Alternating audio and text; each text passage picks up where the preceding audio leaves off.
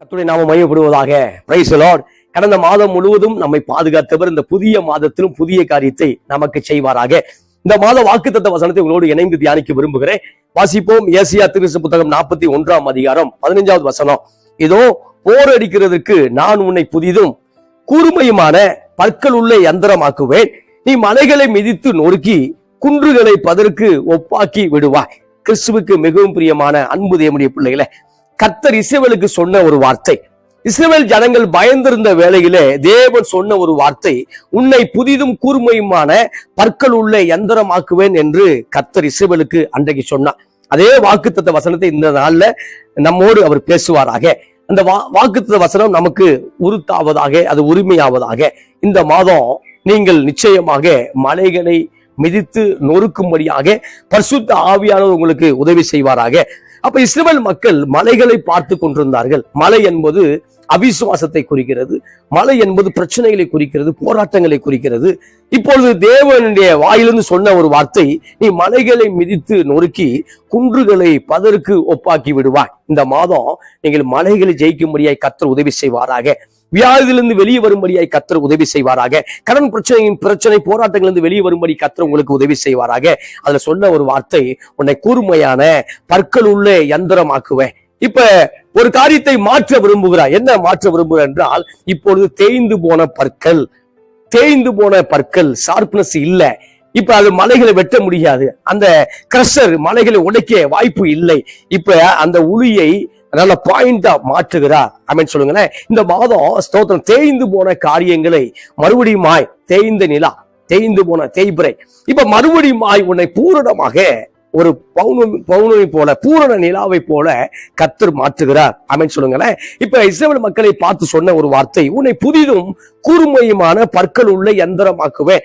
இப்ப ஒருவேளை பற்கள் இல்ல, பரிசுத்தம் இல்ல, தேவ கிருபை இல்ல, இப்ப அதை மறுபடியும் இந்த மாதம் ஆகஸ்ட் மாதம் கொடுத்து உங்களை ஆசீர்வதிக்க போகிறார். அப்ப ஜனங்களை பார்த்து சொல்லும் பொழுது, உன்னை புதிதும் கூர்மையுமான பற்கள் உள்ள யந்திரமாய் மாற்ற போகிறார். அப்ப ஏதோ ஒரு காரியத்தை இஸ்ரவேல் மக்களுடைய ஸ்தோத்திரம் அவருடைய வாழ்க்கை செய்ய போகிறேன் என்று சொல்லி மனதில் வைத்து சொன்ன ஒரு வார்த்தை. இந்த நாள்ல, இந்த மாதம் உங்களை மனதில் வைத்து தேவன் ஒரு காரியத்தை செய்ய போகிறார். தேவன் இந்த மாதம் உங்களை மனதில் வைத்துக் கொண்டு ஸ்தோத்திரம் ஒரு புதிய காரியத்தை துவங்க அவர் போகிறார். இஸ்ரவேல் மக்கள் தங்களை எப்பொழுதும் அந்த சோதனை ஓட்டத்திலேயே பார்த்து கொண்டிருந்தார்கள். எனவே அவர் சொன்ன ஒரு வார்த்தை 41:14 வாசிக்கும் பொழுது, யாக்கோபு என்னும் சிறு பூச்சியே, இஸ்ரவேலின் சிறு கூட்டமே, பயப்படாதே, நான் உனக்கு துணை இருக்கிறேன் என்று கர்த்தரும் இஸ்ரவேலின் பரிசுத்தருமாயிருக்கிற உன் மீட்பர் உரைக்கிறார். அப்ப யாக்கோபு என்னும் பூச்சியே, இஸ்ரவேல் என்னும் சிறு கூட்டமே, அப்ப இவர்கள் எப்பொழுதும் தங்களை இழிவான நிலைமைக்குள்ளாக நினைத்துக் கொண்டே இருந்தார்கள். சில சூழ்நிலையில் தாக்கப்படும் பொழுது, போராட்டங்களினாலே அவர்கள் மேற்கொள்ளப்படும் பொழுது, அவர்கள் தங்களை பூச்சிகளாக, தங்களை சிறு கூட்டமாக நினைத்துக் கொண்டிருந்தார்கள். ஆனால் சிறு கூட்டத்தை வைத்துதான் இன்னைக்கு உலகளாவிய வர்த்தகம் நடைபெற்றுக் கொண்டிருக்கிறது. சிறு கூட்டத்தை வைத்துதான் தேவன் பெரிய காரியங்களை செய்து கொண்டிருக்கிறார். இவர்கள் சொல்லும் பொழுது, கானான் நாட்டை சுதந்திரிக்கும் பொழுது அவர் சொன்ன ஒரு வார்த்தை, அவர்களுடைய கண்களுக்கு முன்பாக அந்த 12 பேரை மோசே அனுப்புகிறார். அதுல காலேபும் யோசுவாவை தவிர மற்ற 10 பேரும் எப்பொழுதும் தோற்று போன வார்த்தையை பேசிக் கொண்டிருந்தார்கள். அவர்கள் கண்களுக்கு முன்பாக நாங்கள் வெட்டுக்கிளியை போல இருந்தோம், அப்படி கண்களுக்கு முன்பாக பூச்சியை போல இருந்தோம் என்று சொல்லி இஸ்ரவேல் மக்களுக்கு முன்பாக அவர்கள் அவதூறை பரப்பினார்கள். இந்த காலை வேளையில கிறிஸ்துவுக்கு மிகவும் பிரியமான அன்பு தேவனுடைய பிள்ளைகளே, உங்களுடைய சூழ்நிலையை பார்க்கும் பொழுது பெரிதாக இருக்கிறது. ஆமா, உங்களை பார்க்கும் பொழுது சிறிதாக இருக்கிறது.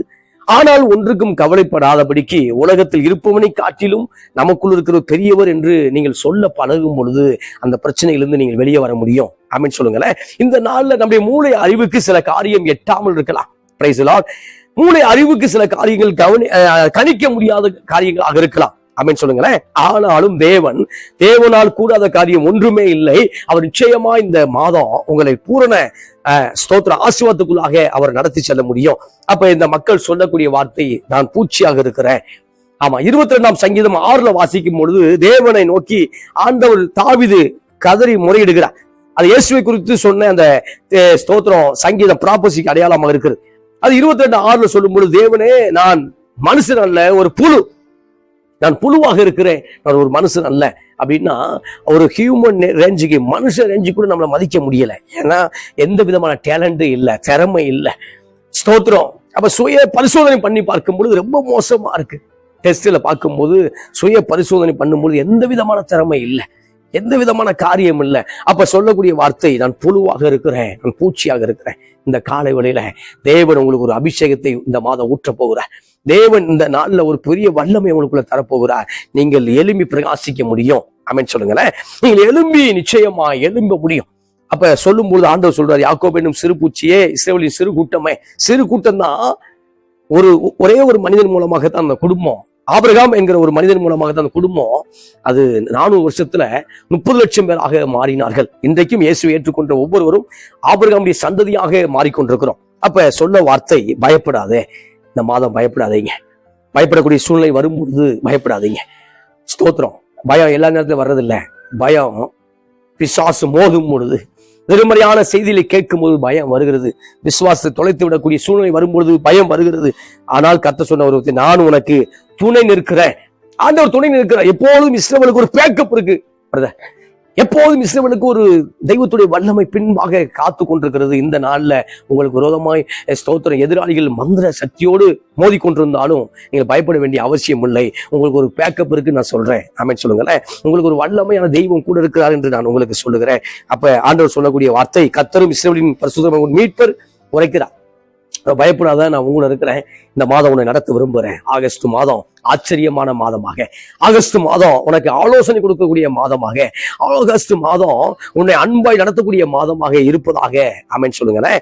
ஆமென். அந்த அப்படிப்பட்ட மாதம் இந்த மாதம் நிச்சயமாய் அமையும். நீங்க பெஸ்டா இருப்பீங்க பிரதர். கலங்காதீங்க சகோதரியே, சகோதரா, கலங்காதீங்க. இப்ப சொல்லும் பொழுது யாக்கோபு என்னும் பூச்சிக்கு இந்த வார்த்தையை சொல்றாரு. சொன்ன பிறகுதான் 15ஆம் வசனம் வர்றாரு. என்ன வசனம் வர்றாருன்னா, புதிதும் கூர்மையுமான பற்கள் உள்ள எந்திரமாக்குவார். ஆமா. இப்ப அந்த எந்திரத்தை ஸ்தோத்திரம், இப்ப நீங்க எந்திரமா இருக்கிறீங்க. சில நேரம் ஆவிக்குரிய வளர்ச்சியில வீக்கா இருக்கும் பொழுது அந்த எந்திரம் ஷார்ப்னஸ் இல்லாம இருக்குது. இப்ப இந்த மாதம் உங்களை ஷார்ப்னஸா மாற்றுகிறார், ஷார்ப்பா மாற்ற. அப்ப ஷார்ப்பா மாற்றும் பொழுது என்ன நடக்குது அப்படின்னா, ஸ்தோத்திரம், மலைகளை உடைக்கக்கூடிய பலன் உண்டாகிறது.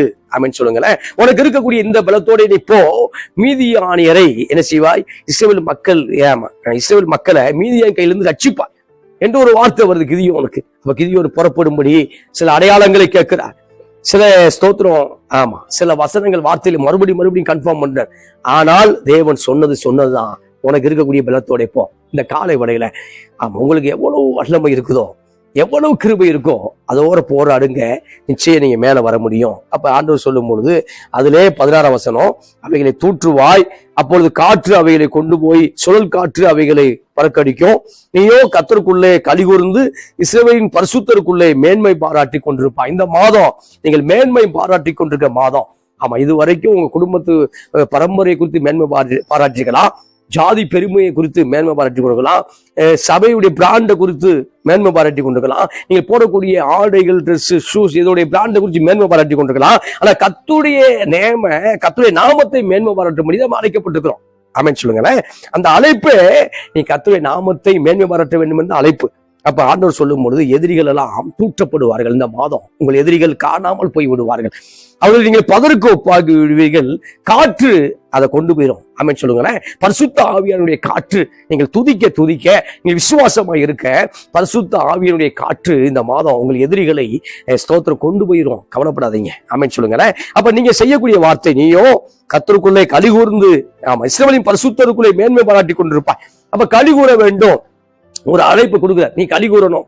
அப்ப நீ கர்த்தருக்குள்ள கலிகூற வேண்டும். அப்ப கலிகூறுவது மறந்துட்டான், சந்தோஷமா இருக்கிறது மறந்துட்டான். சந்தோஷமா இருப்பது, சிரிப்பது, தேவனுக்குள் மகிழ்ச்சியா இருப்பது பாவம் என்கிறத ஒரு உணர்வை உண்டாக்கிட்டாய். ஆமா, பேசாமல் இருப்பது, சீரியஸா இருக்கிறதா ரொம்ப நல்லது என்று கற்றுக் கொடுத்து விட்டார்கள். இல்ல ஆமென் சொல்லுங்களேன். அப்ப நீங்க சந்தோஷமா இருக்க வேண்டும், கலிகூற வேண்டும் என்று தேவன் அழைத்திருக்கிறார். அப்ப இந்த மாதம் சொல்லும் பொழுது உங்களை, ஆமா, புதிதாக்கப்பட்ட மிஷினை போல, ஸ்தோத்திர ஷார்ப்பா இருக்கக்கூடிய மிஷினை போல, அதுக்கப்புறம் நல்ல பற்கள் உள்ள எந்திரத்தை போல, பற்கள் போன எந்திரம் அல்ல, பல்லு இல்லாத எந்திரம் அல்ல. சிலர் அந்த பற்சக்கரை தேய்ஞ்சிருச்சு, மிஷின்ல பற்சக்கரை தேயும் பொழுது அந்த செயினுடைய பிடிமானம் லூஸ் ஆயிடுது. அது ஸ்தோத்திரம் பைக்கில் இருக்கலாம், அல்லது ஸ்தோத்திரம் நம்ம பார்க்கக்கூடிய கம்பெனியில பார்க்கக்கூடிய பெரிய பெரிய மிஷின் ஐட்டங்களா இருக்கலாம். அதுல அந்த பற்கள் ஷார்ப்னஸ் தேயும் பொழுது, பற்களுடைய அந்த பாயிண்ட் தேயும் பொழுது அந்த இதெல்லாம் ஆமா, எல்லாம் லூஸ் ஆயிடுது. இந்த நாள்ல கர்த்தர் மறுபடியும் அந்த பாயிண்ட சரி பண்ணுகிறார். ஆமென் சொல்லுங்களேன். அந்த பாயிண்ட சரி பண்ணி கூர்மையான பற்களுள்ள எந்திரமாய் மாற்றுகிறார். இந்த நாள்ல ஒரு சம்பவத்தை உங்களோடு நான் பகிர்ந்து கொள்ள விரும்புகிறேன். தங்களை பூச்சி என்று நினைத்து கொண்டிருந்த ஒரு ஒரு ஒரு குடும்பத்தை கர்த்தர், நீ பூச்சி அல்ல, உன்னை கொண்டு பெரிய காரியத்தை செய்ய போகிறேன் என்று சொல்லி அந்த குடும்பத்தின் மேல் மனதுருகி ஒரு பெரிய காரியத்தை செய்தார். அந்த காரியத்தை உங்களோடு நான் பகிர்ந்து கொள்ள விரும்புகிறேன். வாசிப்போம். லூக்கா புத்தகம் 7ஆம் அதிகாரம் 11 வாசிக்கும் பொழுது, இயேசு நாயின் என்னும் ஊருக்கு போனார். ஆமா, லூக்கா 7ஆம் அதிகாரத்தை வாசிக்கும் பொழுது நாயின் ஒரு விதவையை குறித்து நம்ம வாசிக்கிறோம். அப்ப நாயின் என்னும் ஊருக்கு போனார். அவருடைய சீசர்கள் அநேகரும் திரளான ஜனங்களும் அவரு கூட போனார்கள். ஆமா, இயேசுவும் அவருடைய சீசர்களும் நாயின் என்னும் ஊருக்கு போகிறாங்க. போகக்கூடிய வேளையில 7:12 லூக்கால வாசிக்கும் பொழுது, அவர் ஊரின் வாசலுக்கு சமீபித்த போது மரித்து போன ஒருவனை அடக்கம் பண்ணும்படி கொண்டு வந்தார்கள்.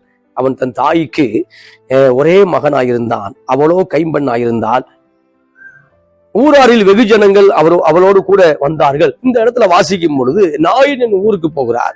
ஊருக்கு போகும்போது அந்த ஊரின் வாசலில என்ட்ரன்ஸ்ல நடக்கும் பொழுது ஒரு சம்பவத்தை பார்க்கிற. என்ட்ரன்ஸ்ல மணமகள் ஊர்வலம் அல்ல. என்ட்ரன்ஸ்ல ஒரு ஸ்தோத்திரம் வெற்றியின் ஊர்வலம் அல்ல. அந்த என்ட்ரன்ஸ்ல ஒரு ஆசீர்வாதத்தின் ஊர்வலம் அல்ல. மாறாக அந்த நாயின் ஊர் அந்த என்ட்ரன்ஸ்ல அந்த ஊரின் ஊர் தொடக்கத்துல என்ன நடக்குது அப்படின்னா, மரித்து போன வாலிபனை கொண்டு வந்தார்கள். அப்ப சாவு ஊர்வலம் நடக்குது சார். அப்ப சாவு ஊர்வலம் நடக்குது, கண்ணீர் ஊர்வலம் நடக்குது. கண்ணீரை விட்டு அழுது கொண்டிருந்தார்கள். ஆனால் கர்த்தர் அந்த கண்ணீரை களிப்பாக மாற்றினார். ஆமென் சொல்லுங்களேன். அப்ப பயப்படாதே என்று சொன்னவர் இந்த இடத்துல பார்த்து அழாதே அப்படிங்கிறார். பயப்படாதே யாக்கோபு என்னும் பூச்சியே, நீ பயப்படாத, நான் கூட இருக்கிறேன்னு சொல்லி என்கரேஜ் பண்ணவரு இந்த லூக்கா புத்தகத்துல வாசிக்கும் போது நாயின் என்கிற ஊர் விதவை, அந்த அம்மா பேர் சொல்லப்படல. அப்ப நமக்கு புரிந்து கொள்ளும்படி சொல்லக்கூடிய வார்த்தை நாயின் ஒரு விதவை.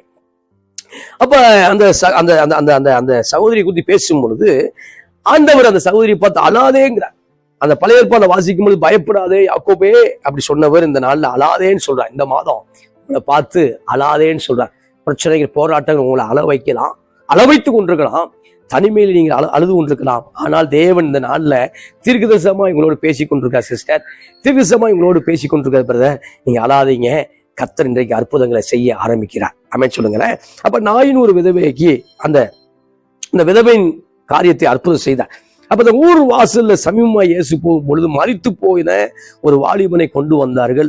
அந்த வாலிபனை பார்க்கும் பொழுது, வாலிபன் தான் அந்த வாலிபன் ஸ்தோத்திரம் எதிர்காலத்தை தொலைச்சிட்டான், செத்து போயிட்டான், மரித்து போயிட்டான், எதிர்காலம் போச்சு.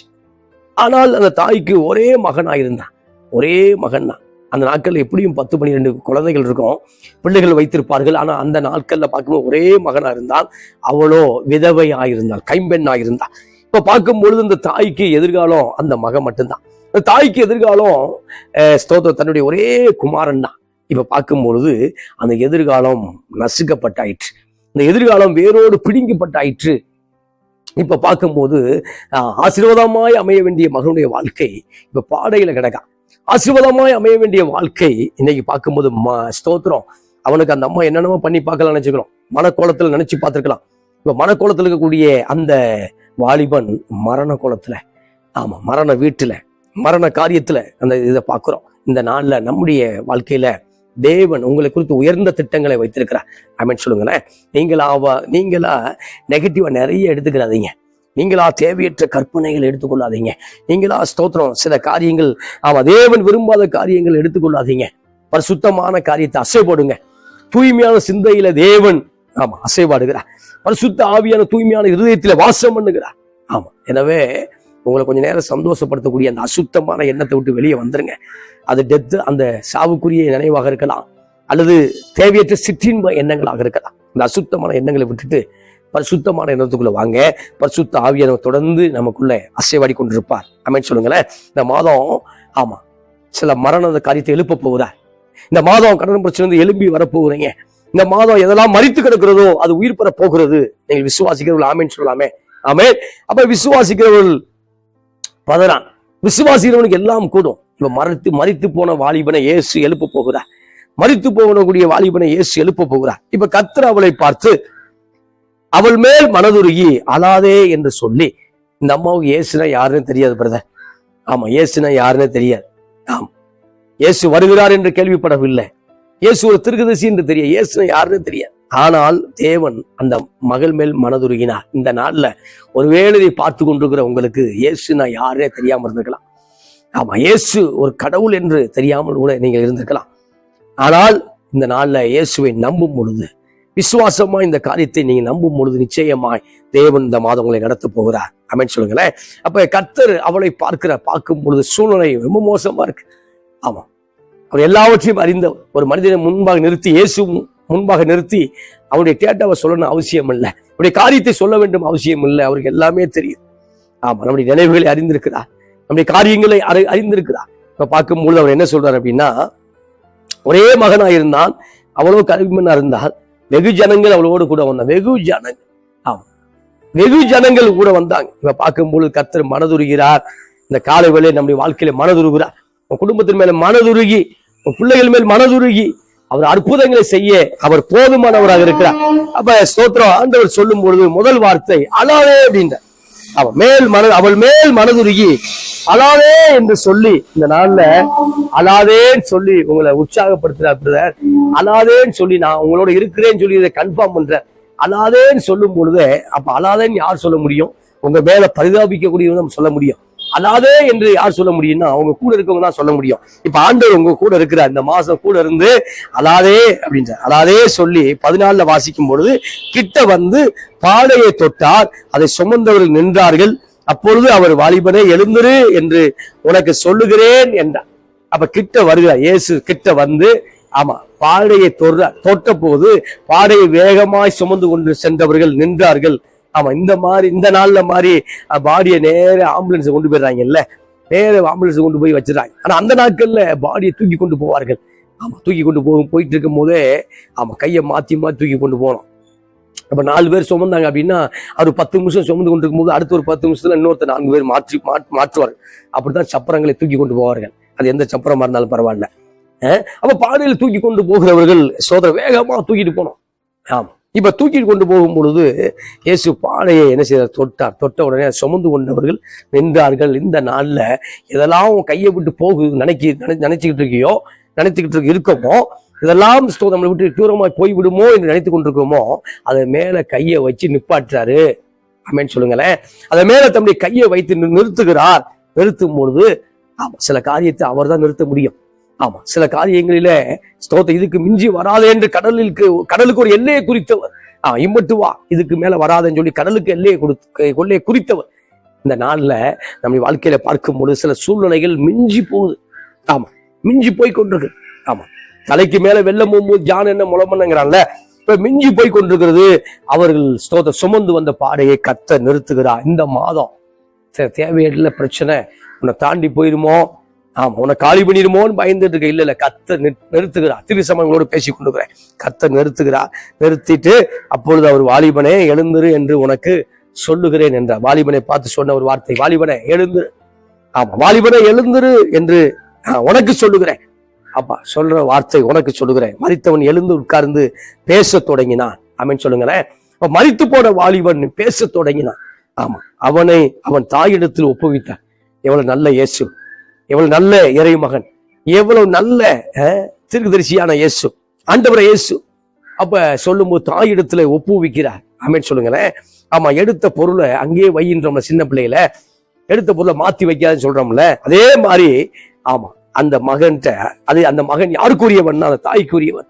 எடுத்து அந்த பொருளை அங்க கொடுக்கிறார். சார், இந்த காலை வேளையில உன்கிட்ட இருந்து சாத்தா எவ்வளவு பொருளை பிடுங்கினானோ, உன்கிட்ட இருந்து எதிரிகள் எவ்வளவு காரியத்தை நஷ்டப்படுத்தினார்களோ, பிடுங்கி கொண்டார்களோ, அதை பல மடங்கு இந்த மாதம் திருப்பி தருகிறார். ஆமென் சொல்லுங்களேன். அது எப்படி தருவார் எனக்கு தெரியாது, ஆனா திருப்பி தருவார். அவர் எப்படியும் அவரால் என்ன செய்ய முடியும்? தர முடியும். இப்ப மரித்து போய் கிடந்த எல்லாம் ஓவர், எல்லாம் அவ்வளவுதான், காரியங்கள் அவ்வளவுதான், எல்லாம் அவ்வளவுதான் என்று நினைத்து கொண்டிருந்த அந்த தாய்க்கு ஒரு அற்புதம் நடக்குது. ஸ்தோத்திரம். சிறு பூச்சியை போல ஒருவேளை அந்த அம்மா உணர்ந்து கொண்டிருந்துக்கலாம். எல்லாம் பூச்சி, அவ்வளவுதான்.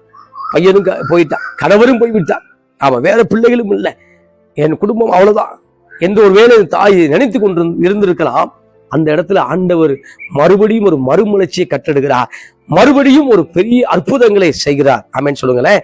அந்த இறைவன், அந்த இறைமகன் இதை பார்த்து கொண்டிருக்கிற உங்களுக்கும் இந்த நாளில் அற்புதங்களை செய்கிறார். ஆமென் சொல்லுங்களேன். அப்ப மரித்தவன் எழுந்து உட்கார்னா இயேசு சொல்லும் பொழுது அவர் சொல்ல ஆகும், அவர் கட்டளையிட நிற்கும்.